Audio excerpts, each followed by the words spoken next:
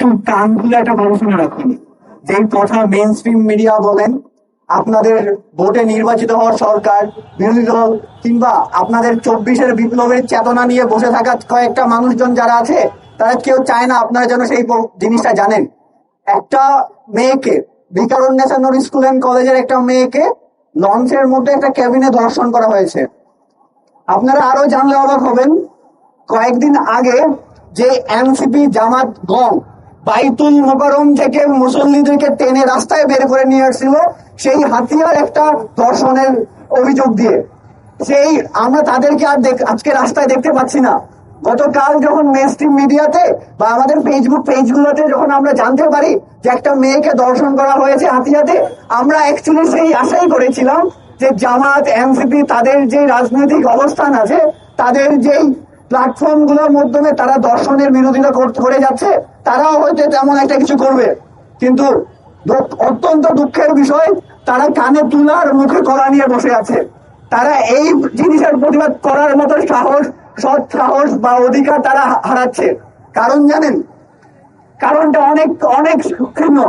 এই আমাদের টিএসসির সামনে 2019 সালে হান্নান মাসুদ ছাত্রলীগের পতাকা হাতে দাঁড়িয়ে থাকতো। তার ফেসবুক প্রোফাইলে এখনো সেই ছবি আছে, বা ফেসবুক প্রোফাইলে এই ছবি দেখা যায়। সেই হান্নান মাসুদ আপনাদের জনগণকে ম্যানিপুলেট করে নির্বাচিত এমপি হয়েছেন। তার এমপি হওয়ার পরে সর্বোচ্চ আলোচ্য বিষয় যে জিনিসটা আমরা লক্ষ্য করেছি, একটা জুলাই সম্মুখে যুদ্ধ করেছে, তার সবচেয়ে আলোচিত যে ঘটনা, তার নেতা কর্মীরা হলো দর্শক। বিরোধী দলের এমপি হয়ে সরকারের টাকা খেয়ে আমার আপনার ভোটে নির্বাচিত হয়ে সে এখন দর্শক পালছে। তার নেতা কর্মীকে দিয়ে কেবিনে পাঠায় দর্শন করার জন্য। তার নেতা কর্মীরা কেবিনে একটা নারীকে নিয়ে যায় দর্শন করার জন্য।